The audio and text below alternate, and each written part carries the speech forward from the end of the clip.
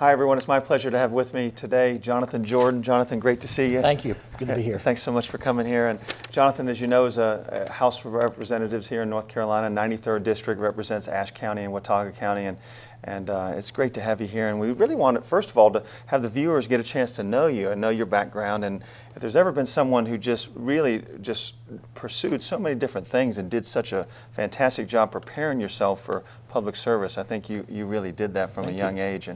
And let's talk about first where you grew up and everything, if you would. Sure. I grew up in Winston-Salem, just outside the city limits out in the county. We were between Kernersville and High Point and Winston-Salem. And it was a great place to be because it was a suburban/rural area. It was a great place to grow up. My school was only a few miles away. I actually walked home from my junior high. It was just down the road. Golly. So got to play in the woods and creeks and all kinds of stuff, but yet the cities were not too far away. Yeah. And then you attended Wake Forest University. Tell us about that. I did. I went to Wake Forest University. I was a major in economics and political science, or politics is what they called it at Wake Forest.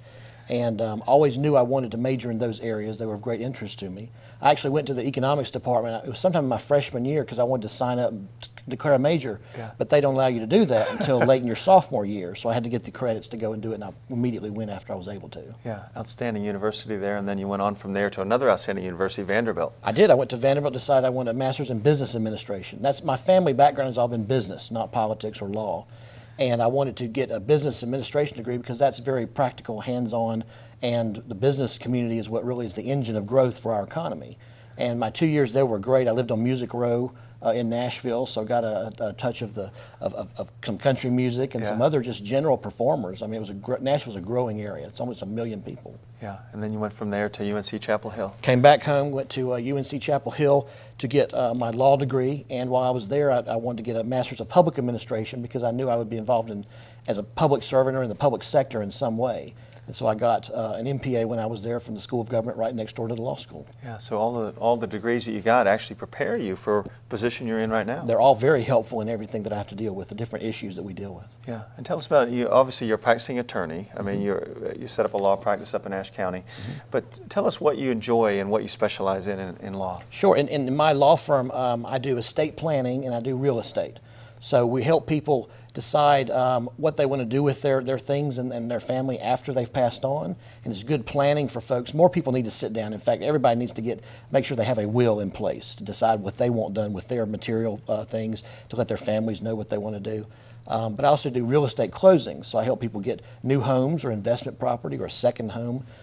In both of those areas, I really feel like I'm helping folks get something done that they want to, that they don't very often deal with, maybe once or twice in their lives, and they need somebody there that has experience with it, and I can help walk them through the different questions they have. Yeah, and so all this preparation and all these degrees and these great institutions, and then you ran for office in 2010 when you started. I did.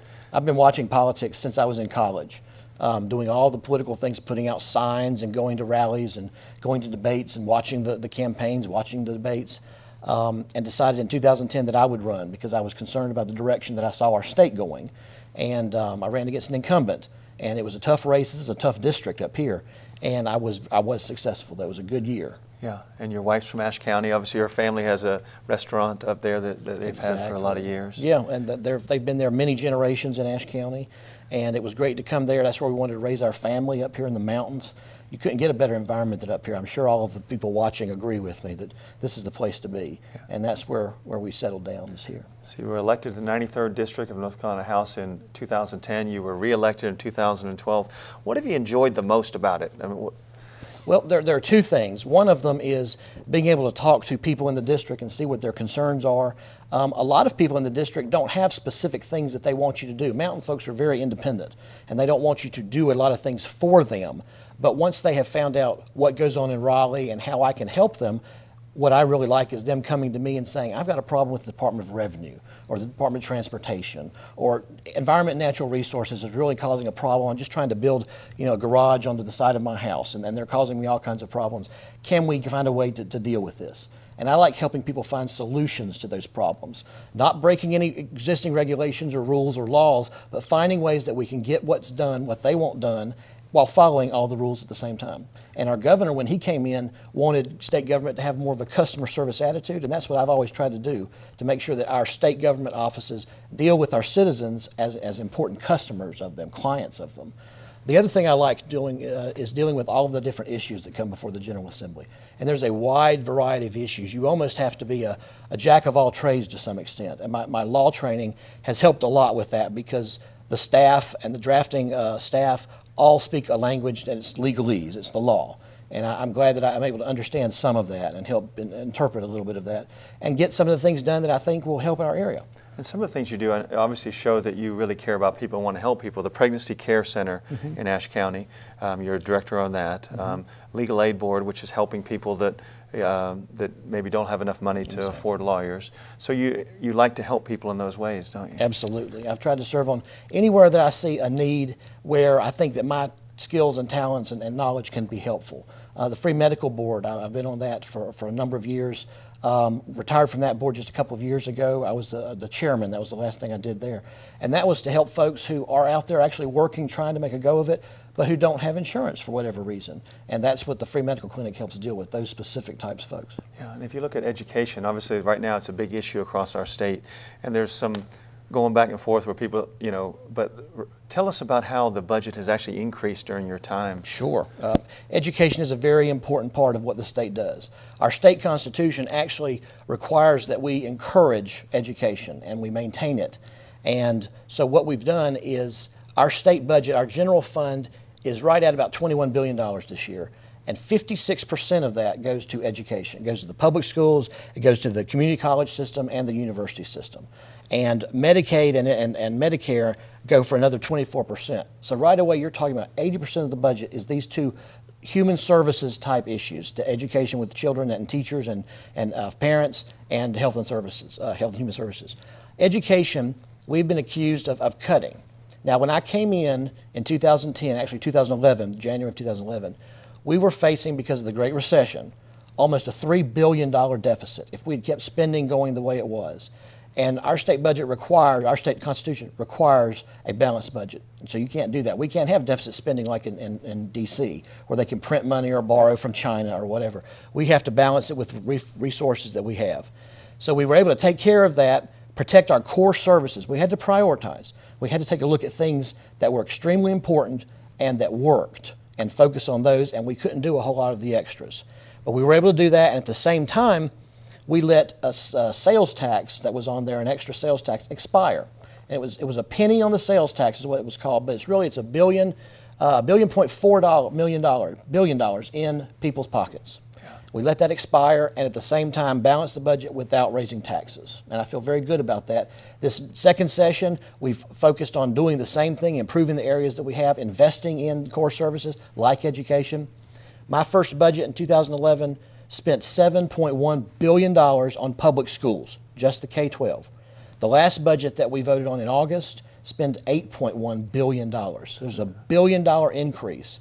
So when I hear that people think that we've cut things, that bothers me, because I know the numbers that we voted on, and they are $1 billion more. Do we need more? Should we be in a better place if it hadn't been for the Great Recession and for some of the things that were done before I got down there? Absolutely. We certainly should be in a better position. But until the economy has improved with the things that we're trying to do with tax reform and regulatory reform and a lot of areas, we're going to have to deal with the revenues and resources that we've got. So you've actually offset the $3 billion deficit that you had when you came in, and you've increased spending on schools by $1 billion. And now you've got that balance, and looking to the future, you want to then move forward, don't you, and be able to implement things. And tell us about economy and jobs and unemployment and things like that. Absolutely. The economy is the driver of all of this. It's where government gets its revenues. It's where people have jobs, and it's much better to have a job than have to rely on a government program. We are trying to improve the economy by doing tax reform, lowering income taxes on hardworking families in North Carolina so that they will go out and they will want to make more money and create jobs, whether it's side jobs, whether it's entrepreneurs, whether it's a larger company coming in. We want to increase jobs all across the spectrum so that lots of people have lots of work. And if you tax income, you get less of it. Whenever you tax something, you get less. We'd like to free up a lot of that so that people will go out and make more income. And one of the things we did, there was a 3-tiered tax system in North Carolina. It was 7 3/4, 7, and 6. And we cut that all down to one flat 5.8% on all of the income. Yeah, gosh. And we want that to improve the economy and increase the economy. And it will take a little bit of time, a little bit of transition. But if we can do that, we will then have, without raising taxes, more government revenues that we can then spend on education, Medicaid, transportation, the judicial system, all the areas that government needs to provide. But at the same time, we've learned from the past, we can't just throw lots of money at everything. We've got to look at things that work. And as we go along, in my next term, I look forward to looking at ways to improve the programs that are out there and go with the things that work. We're starting to study lots of programs that have been in place, and the ones that work, we'll put money towards and we'll increase them. The ones that are not working, we'll move on instead of putting more money in them. Yeah, this area that you represent, Watauga and Ashe County, very big on agriculture, isn't it? Tell us how important that is. It is. Statewide, agriculture is actually our largest industry. And it's very important up here. I mean, you see Christmas trees. There's still folks with tobacco. There are starting to be a lot of the organic growers with a lot of small produce. It's a small area right now, but it's growing. We need to basically remove regulations on small farmers and let them do the things that they do best, which is, they know better than government. One of the things that I helped to work with this past year is the Department of Revenue got a large technical corrections bill passed, and I was one of the few that actually voted against it because there were some issues in it. One of the issues in it was it made all of our volunteer folks who run farmers markets become basically tax collectors and for the state and keeping up with all this information for the state. And they're volunteers. They're out there running the stalls, making sure that farmers are there and getting the support they need. So we helped remove some of that red tape that the Department of Revenue wanted in place and make them deal with it as opposed to the volunteer farmers and independent business people who are running the tailgate markets, the farmers markets, and that sort of thing. And tell us about the Regulatory Reform Committee. Oh, yes. When we came in 2011, you can reorganize the General Assembly. You can put in what committees you think are important, that the majority thinks are important. And we put in a Regulatory Reform Committee for the first time ever because we saw that regulations were what were strangling small businesses, small farmers, and families. And we wanted to take a look at it. By preparing a committee to look specifically at those issues, that showed that we were focused on that issue. And it's been a very successful committee. We've had tremendous regulatory reform bills both terms that I've been up there. And the variety of regulations they've approached is astounding. Every area of state government that's regulated has been looked at by this committee. And one of the biggest things we did was all the regulations that are out there in state government from all the different departments had never been looked at once they were put in place. So we were building regulation upon regulation, and nobody ever thought to look back at old regulations and say, do we need those regulations anymore? Are they in the problem? Are they in the way? We put in a requirement that every 10 years, every agency has to review all of their regulations and decide if there are some that can be removed, if there's some that need to stay, if there's some that need to be changed in some way, and just take a look at this kind of thing going forward. That had never been done before, and that was kind of shocking to me that hadn't been thought of before, but we put that in place, and that's going to take a little time, but there's already a schedule. Agencies are already looking at their regulations over the next 10-year period and scheduling when they're going to deal with them, and hopefully that will get rid of a lot of regulations that aren't needed anymore, and then we can go forward with the ones that really are important for protecting health and safety and of the environment. Yeah, I tell you what, you're really on top of all this stuff. Well, it's very important to me, and it's very interesting to me, too. Yeah. Transportation, another issue. Obviously, Ashe County and Watauga, the two counties that you represent, the connection there between them on 221 is one of the issues. But tell us about transportation in general. What are your focus there? Sure. In transportation, we're looking at a lot of things. We've not gotten yet to the bottom line of how we need to fund transportation. But we know that the gas tax is not a particularly efficient way to fund transportation. We don't know what would replace it yet. We'll be looking into that. There will be a lot of options, I'm sure. But you always hear about our gas tax is higher than all the other states, and it is. All the states around us have better gas taxes. So we've got to find a way to deal with that because that's where a lot of the funding for transportation comes from. As far as the general plan for transportation, the governor came in and had a plan to work on transportation across the state to look at connecting our rural areas to where the jobs are, the more urban areas or suburban areas, because that's where people are traveling. And you can look at the statistics and see how much outgo from certain counties go into other counties for jobs. And one of the things that we need to work on in Ashe County is widening 221, making it a 4-lane, because that is the main thoroughfare into Ashe County, bringing in trucks and supplies and allowing people to travel out, tourists to travel in, just a back and forth from a lot of people. And in on Watauga County, we've got to finish this 321 that's going on in Blowing Rock. It's been dragging on for a long time. We need to finish that so that they can continue improving the economy up there with that special place in Blowing Rock, with the special niche they have for shopping and tourism and that sort of thing. And when we get those two big projects done, we'll have gone a long way to doing what we need to do with transportation. We can start looking at the roads then that still may need to be paved. And we still have a number of those, although the state's worked on that for many, many years. We have the second largest network of state-maintained roads in the country after Texas. So the state has a huge responsibility to take care of these roads. In a lot of states, counties have money that take care of local roads and cities do, but it's a huge state responsibility in North Carolina. Yeah, I tell you, it's a great honor that you were selected Deputy Majority Whip of the North Carolina House of Representatives. Tell us what that encompasses. Sure. In my first term, I was appointed that by the leadership because they saw that there was some that I had some skills in dealing with people and dealing with issues and explaining issues. And the whips are basically folks that go around and explain whatever the particular bill or issue or legislation is to the members and try to communicate. They improve communication between the rank and file and the leadership to determine, is there a problem with this plan? Does the rank and file have issues with it that the leadership needs to know about? So I would go around. My particular group, because we had two deputy whips, was the freshman class. There were 21 of us out of the 121 member General Assembly, so a very large class. And getting those folks' desires and needs known to leadership was the main thing that I worked on. In my second term, which is the one I won in 2012, I moved up to become a Judiciary Committee sub-chair.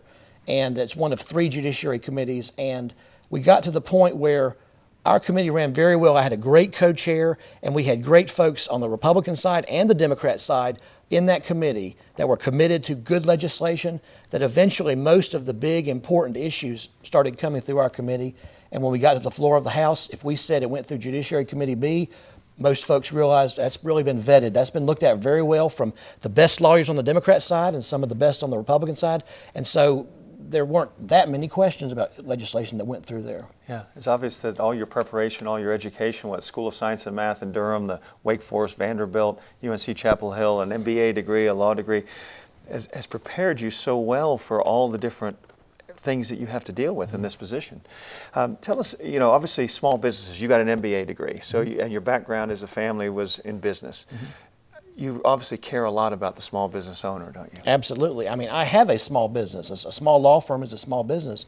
And so I've seen what's happened. My business has dropped dramatically in the Great Recession because people cannot buy second homes or invest in property or even start their own first homes. They have to continue to rent. So that's impacted my business directly. I've seen exactly what that does to small businesses, as well as dealing with other small businesses from business to business. I've realized how important it is that these are where the jobs are created in communities. A few large employers are here and there, and when they move, they can take a significant chunk of employees away. But the foundation of any community is the small businesses, the small shops, the service providers, the accountants, the lawyers, if there's engineers, surveyors, all of these are important in building a community. And everything I want to do is to remove regulations on them so that they can do what they do best, which is their own business, as opposed to government coming in and trying to tell every accountant exactly what to do and every lawyer exactly what to do. I mean, there's a lot that government is very good at, but there's a lot government's not very good at. And picking winners and losers in an economy is a bad thing. They need to set a broad foundation that has low tax rates for everyone and lets people make their own investment decisions and risk their own capital on something that may be wildly successful or it may fail, and it's their choice. Yeah, but it's very unique to have the background, the skill sets that you have. I mean, hardly anybody in the U.S. House has a law degree and an MBA degree. There's probably some, but not many, probably. Yeah. So that's tremendous. And so tell us, as you look forward to the future, to the next term, what are your challenges and what are your goals? Okay. Well, the challenge is the economy. We're seeing that it's one of the slowest recoveries we've ever seen, and a jobless recovery is what it's called. Although we have seen 200,000 new jobs since the 2011, my first term. We have seen some jobs coming back. We're going to have to be very careful about this economy and make sure that we have low tax rates on families as well as job creators so that they will go out there and risk starting new businesses, providing jobs for other people in the community. And we want them to encourage them to do that.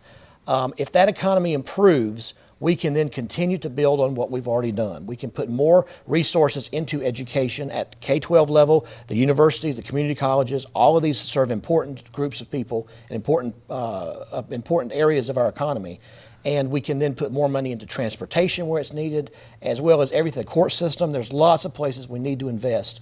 But until we have a strong and growing economy, we're going to have limited resources. And we've seen limited resources. That was my first term. We had to deal with that.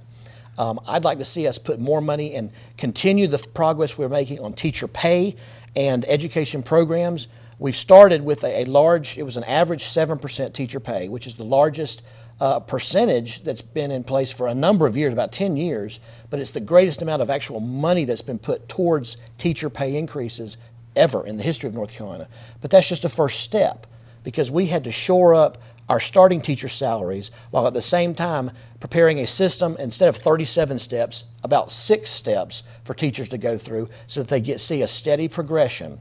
And it's a very delicate balancing act, and sometimes people have misunderstood what we've done, or they have questions.